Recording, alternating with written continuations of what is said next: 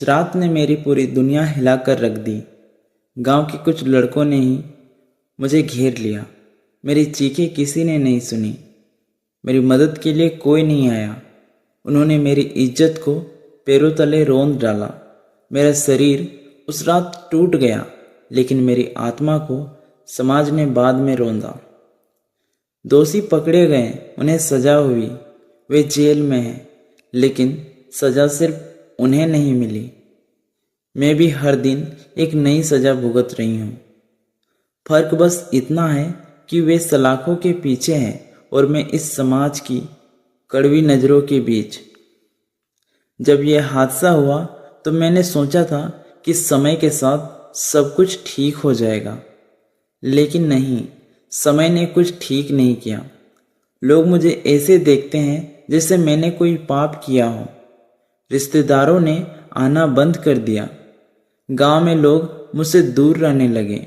वे फुसफुसाते हुए कहते हैं, अरे ये वही लड़की है जिसका बलात्कार हुआ था, इससे कौन शादी करेगा। शुरू में मुझे समझ नहीं आया कि मैं क्या करूं। हर दिन लगता था कि मैंने कुछ गलत किया है। फिर एक दिन मैं अपने माता पिता के सामने फूट फूट कर रो पड़ी। मैंने उनसे पूछा, माँ, पिताजी, क्या मेरी कोई गलती थी? क्यों लोग मुझे ऐसे देख रहे हैं? क्यों इस समाज में एक बलात्कार पीड़िता को दोषी माना जाता है? मेरे माता पिता मुझे समझाने की कोशिश करते हैं, लेकिन उनके चेहरे पर छिपा दर्द मैं देख सकती थी।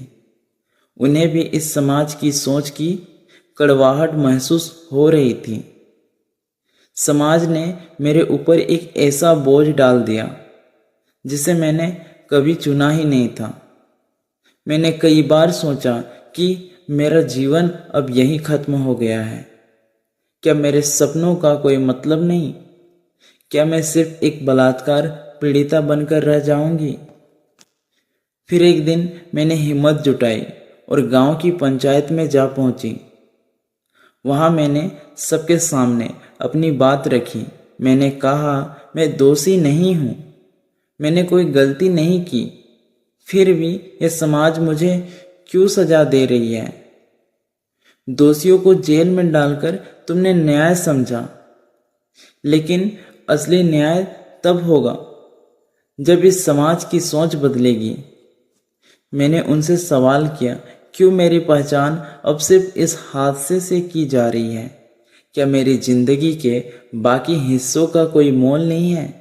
क्या मेरे सपनों, मेरी काबिलियत, मेरी इंसानियत का कोई मूल्य नहीं है? वहां बैठे लोग चुप थे।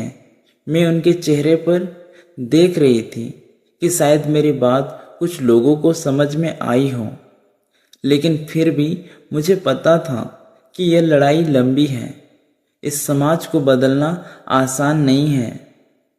मैंने ठान लिया कि मैं अब अपनी जिंदगी अपने तरीके से जीऊंगी। मैं पढ़ाई पर ध्यान देने लगी, अपने सपनों की ओर वापस लौटने लगी।